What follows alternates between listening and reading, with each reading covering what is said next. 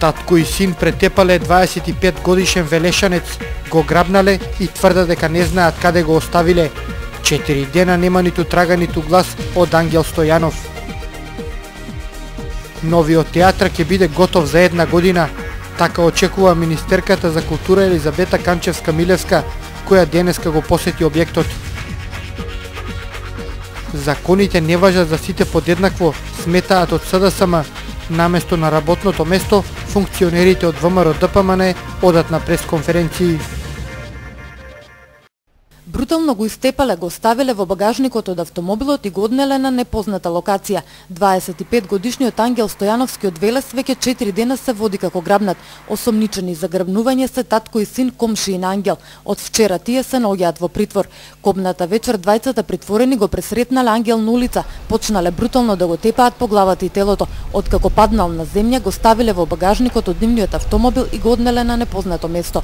Пријавените заминале на плац кој го поседувале во близина на фабриката Топилница, каде ја исчистиле, односно ја испрале колата и багажникот. Според пријавените, причината за стореното е меѓусебно нетрпение.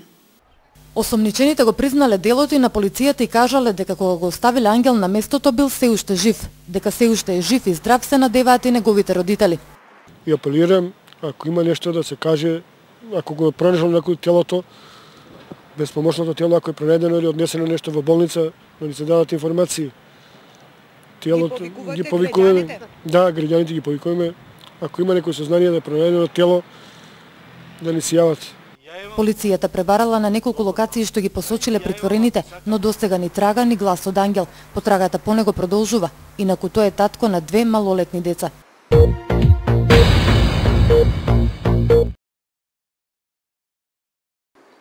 Во почетокот на идната година новиот театар ќе ги отвори вратите за посетители. Министерката за култура Елизабета Канчевска-Милевска денеска дојде да види како тече изградбата на новата театарска зграда. Открива дека се завршени сите тендери за набавка на опрема, а најдоцна во мај оваа година ќе биде готова фасадата на зградата. Ние како Министерство за култура тука ќе водиме една поамбициозна и забрзана динамика, се со цел да првиот период од следната година биде завршен и отворен театарот, така се планира. Значи паралелно веднаш и навистина овие 3 месеци од оваа година беше доста ладно, временските услови не дозволуваа да се заврши фасадата, иначе целокупниот материјал за фасадата е веќе пристигнат и се наоѓа овде на објектот.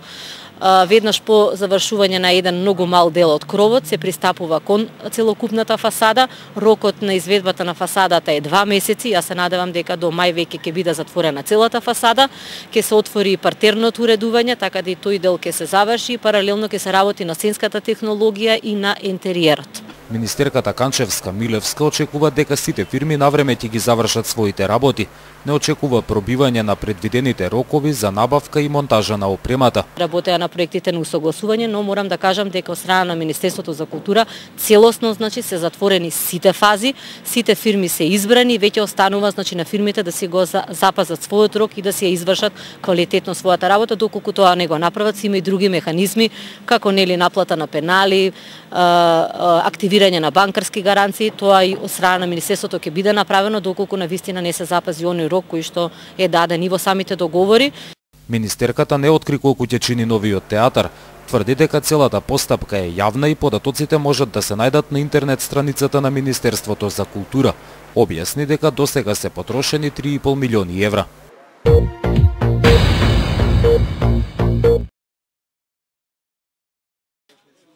Законите во државата не важат за сите подеднакво, обвинија денеска од општинската организација на СДСМ. Наместо на работните места, како сите останати вработени, локалните функционери на ВМРО ДПМН беа на партиска пресконференција, која се одржа во петокот пред општинската зграда со почеток во 14 часот. Опозицијата денеска ги повика на елементарна одговорност за нивното присуство и јавно запраша дали тоа е прекршок или не е. Дали одржувањето на партиската пресконференција во време кога трае работното време не е прекршок, односно злоупотреба. Господине Томе Јаневски, дали вашето работно време не е до 15 часот? Господине Крајчев, директор на библиотеката, зарем во време траењето на вашето работно време треба да бидете на партиски пресконференции? Господјо Самаракова, директор на здравен дом поликлиника, господју Далиманчева Андреева, зарем не треба да сте на работното место до 16:30? Господина Слободан Ников, началник на подрачно оделение на архив на Република Македонија, зарем вашето работно време не е до 16:30 часот? Вие, кои што треба да бидете пример за отчетно и транспарентно работење, почитувачи на закони, како што милувате да се нарекуват, вие сте први кои што ги прекршувате законите. За време трајање на работното време, наместо да работите во корист на граѓаните кои ве плаќаат, вие учествувате на партиски пресконференции.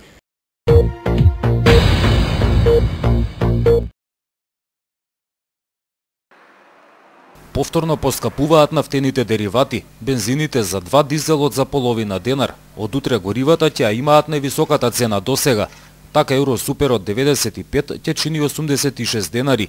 Литар Евросупер 98 ќе се продава по 87,5, а дизелот ќе чини 75 денари.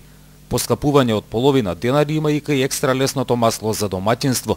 Тоа ќе се продава по 63,5 денари за литар. Поскапува и мазутот за денари половина и ќе се продава за 49,38 денари за килограм. Одлуката за поскапување ја донесе Регулаторната комисија за енергетика. На денешната редовна седница посветена за корекција на цените, утврдила дека во изминатите 2 недели растела цената на суровата нафта на светските берзи, а забележана е и разлика на курсот на денарот во однос на доларот. Веќе неколку недели постојано расте цената на горивата. Скоро 10 денари поскапеа нафтените деривати од почетокот на годината. За сега државата молчи, не открива дали ќе се откаже од делот за акцизи за да се намалат цените. Минатата година со таквиот чекор, бензините поевтинија за околу 5 денари.